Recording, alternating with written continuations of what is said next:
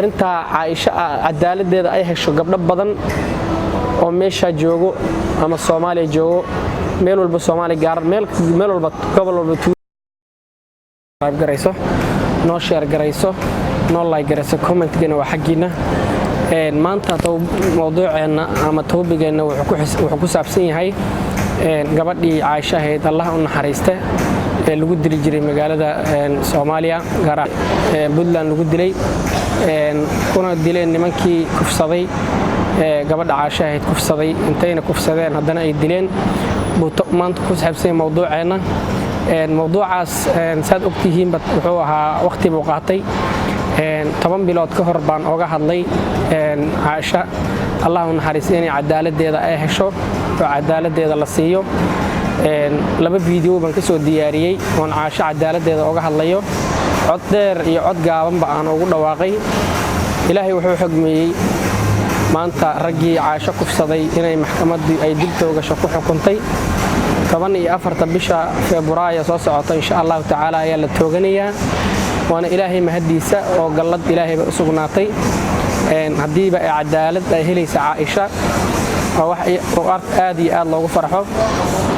Caaisha aabaheed iyo hooyadeed wax diya baa la isku dayay in loo keeno oo diya qaata la yiri laakiin kumaynan farxin gabadhoodii yarayde sidii xun loo galay nimankii kufsaday inay diya intay ka qaataan haddana ay magaalada iska dhex socdaan way ka diideen Allah ha sharfo way sharafan yihiin haddii ayaga maanta ay diya qaadan lahaayeen boqolaal gabdhood baa maanta sidaas oo kale loo gali lahaa oo Caaisha da'deeda oo kala waa ka diideen aaba Ilyas waa diiday Caaisha Ilyas waa diiday aabaheed inuu diya qaato wuxuu yiri anigu waxaan u baahanahay cadaalad xaq baan rabaa in ilaa xaq sooro xaqeygana aan helaan rabaa maadaama marka uu xaqiisii maxkamadii Puntland ay u soo dhicisay mahad Ilaahay ka sokow waxa iskale maxkamadii Caaisha cadaaladeeda u soo dhicisay saad ogtihiin Caaisha ana kaga hadlay hadda ka hor 10 bilood ka hor waxaana xukumay nimankii gabadha Caaisha Ilyas kufsaday Allah u naxariiso bal ila dhageyso xukunkii aan ku qabtay nimankaas 10 bilood ka hor raxiim waxaan halkan ku xukumaynaa xukunkoodana aan siinaynaa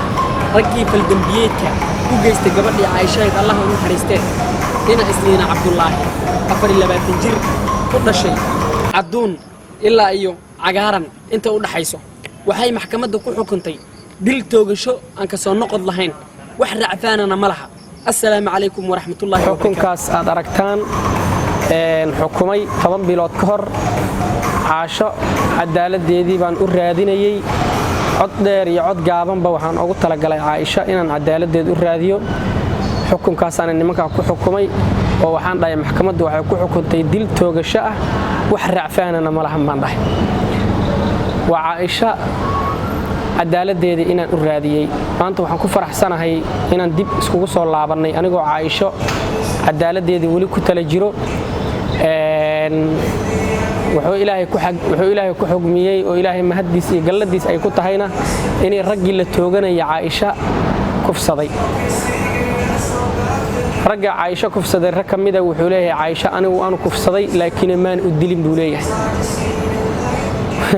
waanu kufsaday iimaan dilin xagee u kala socotaa way bal ila dhageysta asagana wuxuu sheegay waan ka fiirsaday baan kaaga jawaabay eedeymo badan baa aniga la ii soo jeediyay ma hal eedeyn xafiiska Ireland wuxuu ii soo jeediyay anigu kufsi baan galay xafiiska Ireland wuxuu ii soo jeediyay kufsi wuxuu ii soo jeediyay dil wuxuu ii soo jeediyay afduub wuxuu ii soo jeediyay khalkhal galin amni soo sida ma ayna xareen okay anigu kufsi baan galay mudana gudoomiye شرحت كده كوفسيغا إنسان وقرشي وعدة كل قرشي واحد دل وعن قلينا ما شفته واكم مغلي كوفسيغا قرشي يا كوفستي عايشة كوفستي سبحان الله عايشة أنا كوفستي بيري لكن ما دلين بيري معناها حاجي إن أفصومالي جا محوي هاي أفصومالي جا حقوق صعداء وأنا كوفستي من الدلين إذا هذا كوفستي وادي شيء waayo gabar sagaal jir ah oo walaasha ah oo dhiigaadi ah oo dhacaankaadi ah oo islaamnimo aan ku banaynin baad kufsatay kufsigiiba haddaabad kufsatay adoo 9 jir aabad ku damiirka aad ku kufsatay baad aqliga xumidaada haddaabad ku kufsatay dee waa dishay bay la mid tahay midii labaad doqonnimadiisa wuxuu ku leeyahay waanu kufsadee ma dilin markaad kufsatay ileen haddaada hataa dilin nimanka la dilay baad ka mid ahayd goobjoog baad ka ahayd war waxaad dhiilayd war gabadha waanu kufsannee dil yaana ugu darine aan iska sii dayno waa wax la garto laakiin waan kufsaday oo meeshii lagu kufsanayayba anigu kufsigii baan ka mid ahaa caashana ma dilin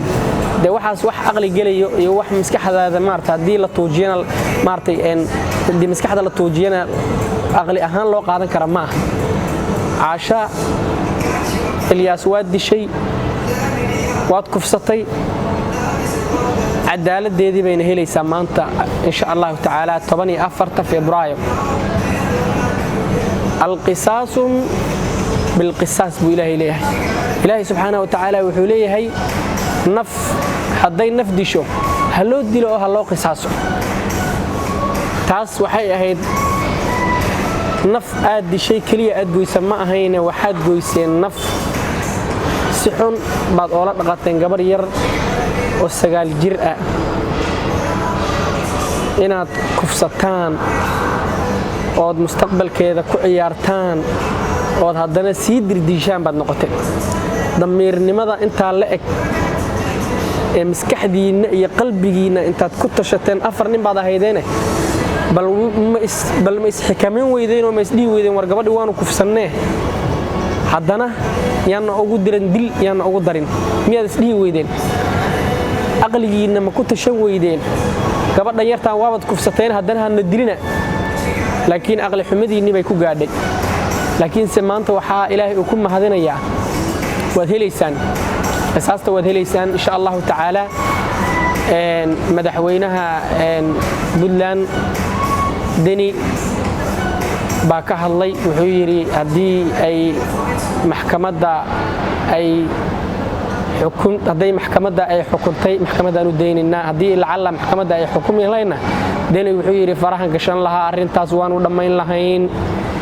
dadka dhan baa iskugu kacay caasha cadaaladeeda way helaysaa insha Allah 14 Febraayo nimankaas waa la toogan doona haduu Ilaahay biidinillaahi ta'ala haduu Ilaahay yiraahdo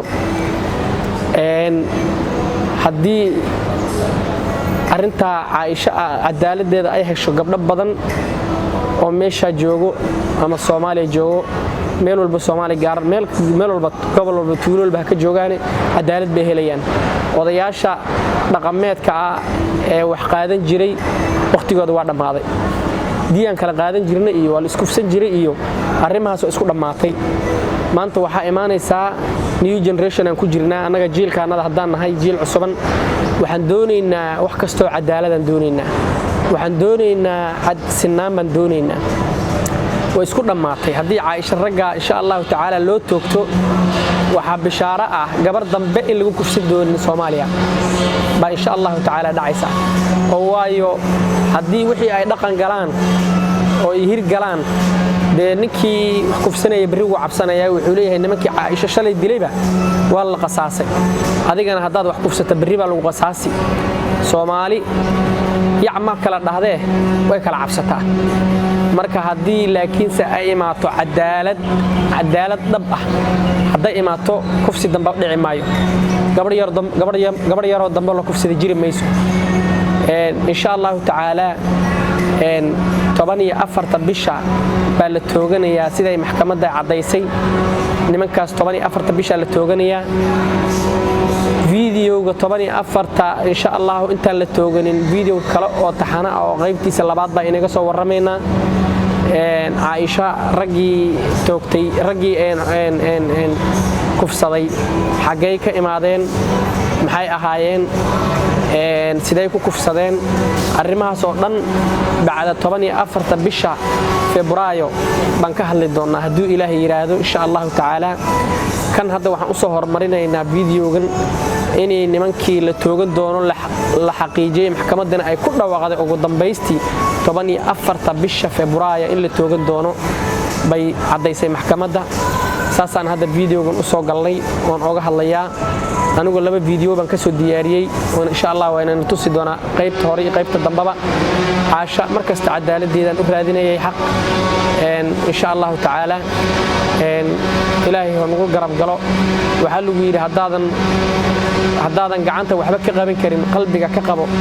haddaadan qalbiga ka qaban karinna addi afka ka qabo afkii baan ka hadli karnaa anaga maanta lama joogno laakiinse waxaan u dhicinaynaa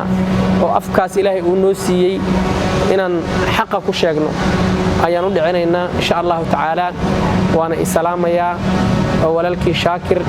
وإنه حلقتنا الضمباء السلام عليكم ورحمة الله وبركاته